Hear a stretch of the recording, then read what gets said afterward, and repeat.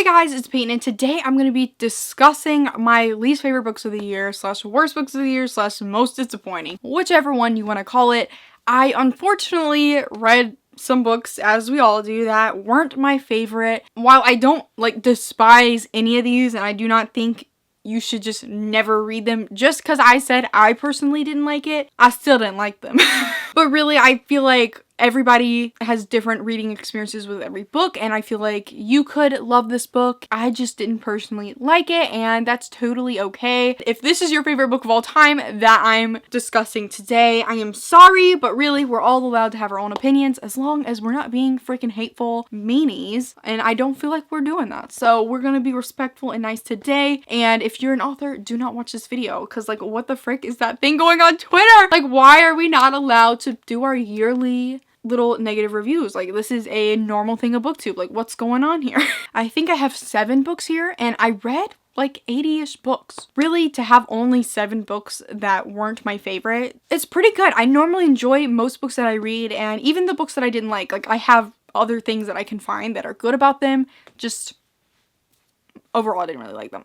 So the first book that I didn't really like this year is Alice's Adventures in Wonderland by Lewis Carroll. This is a classic. I rarely read classics, but I was rewatching the Alice in Wonderland movies, the live action one and the animated one. I love those movies. Thought I would give this book a try because I had this really pretty edition of it, and I just do not like this. It really made no sense, and I know it's Wonderland, it's not supposed to make sense, but as a huge fan of the animated movie and the other movie, and then reading this, it was even weirder than I expected, and really not weird in a good way. It just did not have any reason for a lot of the things that were going on. And I know that's the whole point. Maybe it's just not for me. I was just too weirded out by the weird shit going on in here. But really, I just didn't really care about anything that was going on, and I have to care. I have to care about the plot or a character, at least something. I need to care about something going on in the book. It ended up giving me nothing. I'm sure you already kind of know what Alice in Wonderland is all about, so I'm not going to really dive into the details. I was really hoping this was going to be a classic I would love, and unfortunately it just wasn't for me, but I definitely do love the story of Alice in Wonderland that has been adapted. I just can't with the actual original source material, which is so freaking rare. Normally the source material is so much better. But this was just weird. It was too weird for me. I just could not do it. The next book that ended up being really disappointing, unfortunately, was Of Fire and Stars by Audrey Coulthurst. I have tabs in it. Pink tabs for romance. So there's obviously something that I liked about this book, but it was one of those that I was liking it at first, and then towards the end, it just all fell apart. I did not care, and it was one of those, I just literally was speed reading it like a demon. I was going so fast because I was so over the book. I didn't have an audiobook to help me speed through it, and I was just so done and bored with the book, but I was too far along for me to DNF it. I just wanted to finish it. It's a female romance fantasy book. That's all I ever really needed to know. I got it for $3 from a used bookstore, so I'm not that upset about it. It's not like I paid a whole bunch of money for this book. I was just hoping I'd fall in love with it. And originally it was a standalone.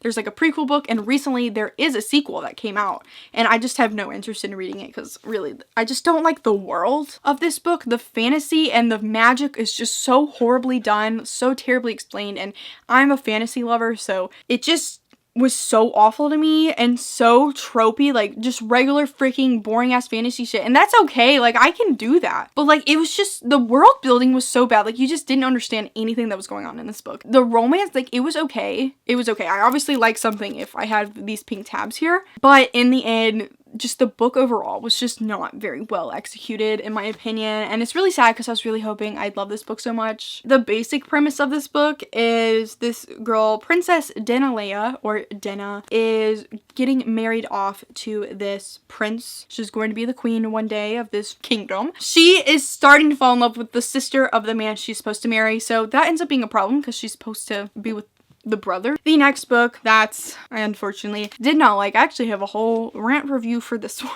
and I have a whole bunch of tabs in it for notes because I literally started to dislike it so much that I started tabbing it so I could have legit good notes on this book. It's Infinity Sun by Adam Silvera. This one's so weird because the first 100 pages I actually was enjoying. I saw so much hatred going around for this book online, and I felt bad. I was oh dang, I hate to see that, because you want authors to do well. I don't know what happened after those first 100 pages. Go watch my video if you want like a really in-depth thoughts, because it's been a while since I've read it now, so I can't really remember everything. Whoa, you just don't give a shit about anybody in this book. At first I was intrigued because one of the characters is like a YouTuber, and like I can relate to that. It's kind of cool to see that perspective. It's supposed to be an urban fantasy. It's Adam Silvera's first go at a fantasy book. He's a contemporary author. I've only read one book by him. It was They Both Die at the End, and I didn't really like that one either. So I don't know if this author is just not for me. I'm still gonna give other books by him a try. Oh, I did like What If It's Us, but that was co-written by Becky Albertalli, so I don't know if that was her influence. It was supposed to be this cool magical moment.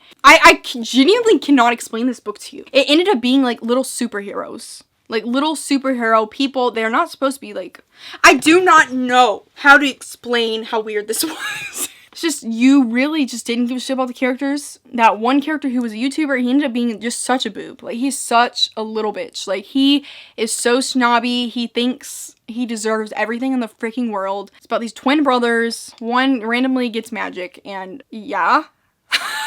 I really have no idea. Go watch my review, because bitch, I have no idea. Like, what is this book? And it's also so sad because I literally have the arc, and I got it signed.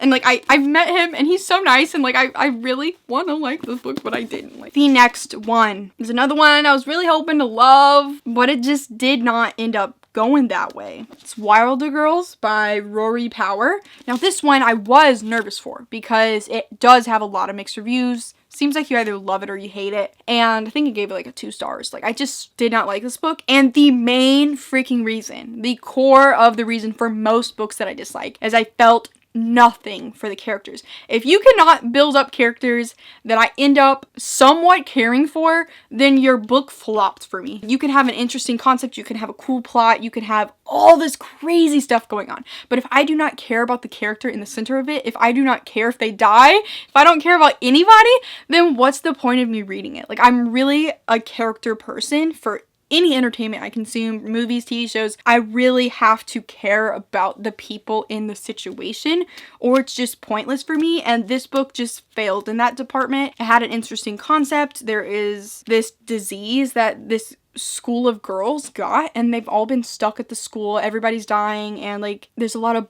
body horror and like gore, and you know, it sounds fun, like it's a horror. That does not sound fun, okay? I'm a boob for that. People have called me out before saying like, why am I saying these terrible, horrible situations are fun? I just like dark books, like that's my problem. It sounded interesting, sounded intriguing, sounded like it'd be really crazy, cool, and I almost said fun again. Oh my god. And it is a female romance book as well, but I didn't care about the characters, so that didn't end up doing anything for me. It's so sad. I really wanted to like it. So the absolute worst book I read this year, you know, I only gave one book 1 star this year, I believe. So this one has to be the worst one, and it's The Betrothed by Curecast. It's so sad to me. Honestly, we could have expected it because Curecast is very hit or miss. I love the original 3 books in the selection series so much. I have a whole vlog of me rereading those this year that you can go watch. And I was excited because she has not written anything in a long freaking time. And she has 3 other books that I didn't really like that much. So honestly, I had no idea. This is another situation where the character work was a failure. And you know, the world building's a failure too. The world building in the selection series is a failure as well. But since I cared about the characters in that series, and the drama was good, and the romance was good, that was enough for me to care. This one, the main character, I couldn't even tell you her name. I couldn't tell you one thing about her. I couldn't tell you one personality trait. I could tell you she's blonde because she's on the cover and she's blonde. I could not tell you one single thing about this person. I could not tell you about the love interests. I could not tell you what they meant to each other because I don't even know. It was the most insta-love shit in the world. Who knows the plot? Who knows the world? Dude, she gets the most gorgeous covers, and I know she has written like things that I've loved before, so I know she has it in her, but this just wasn't it. Curecast, I'm sorry. I'm really sorry, but girl, you really just did not do it. This is just not what I wanted. It did not hit the way I wanted it to. So we have 2 books left to talk about. The Beautiful by Renee Ahdieh. This one, another one where I was enjoying it at first, but it just started to drag, and I realized I didn't really care about the characters. The romance was not something I cared about either. The plot was non-existent, and I just didn't give a shit. by the end of this book. It was kind of like Of Fire and Stars, where I just ended up speed reading like the other half of the book because I just realized I did not care. And it's so sad because it's a vampire book in New Orleans set in 1872. It sounded so good. Like, I love vampire things, and this was supposed to bring vampires back, and vampires were honestly barely in this book. And I'm sure in the second one, like, it's more of a thing because, you know, the character's just like trying to learn the world, things are going on. She's like from France, she moved to New Orleans because she did something bad, but it felt so good. Okay. Taylor Swift, I'm sorry. She has like a little bit of a dark side too, where she's very excited by danger. Like, she loves adrenaline, and she ends up like kind of meeting some of the crime lord people, or just people that are in the darker side of New Orleans, the city. Are they vampires or not? Like, you can't really tell. That's why I was excited about this book, because it had a little bit of a mystery at first, and then as the book just kept going, I realized there's really nothing going on. There was no plot, and I didn't care about the character. At first I kind of cared about her, but then I realized I was just like, what? I don't know. I had an arc for the second one, and I'm just not gonna read it. I returned it on NetGalley. I was just like, I can't do it. The next one, the final one I have to talk about, is the saddest one to be put on this list, because I really didn't think this would happen. I just did not like this book, and hopefully I can reread it one day and I magically like it or something, because I just really wanted to like this book. But I will explain why. Please don't kill me. It's Children of Virtue and Vengeance by Tomi Adeyemi. The first one to this book is Children of Blood and Bone by Tomi Adeyemi. I've read that book twice, and I really have loved that book. It was just such an epically done fantasy. I just really enjoyed where the story was going, the magic, the characters. Like, I was so into it. This book is a lot shorter than the first one, so that was a little bit of a red flag for me. She pushed back the release date of the book, or her publisher did, so many times. It seemed like she was missing deadlines.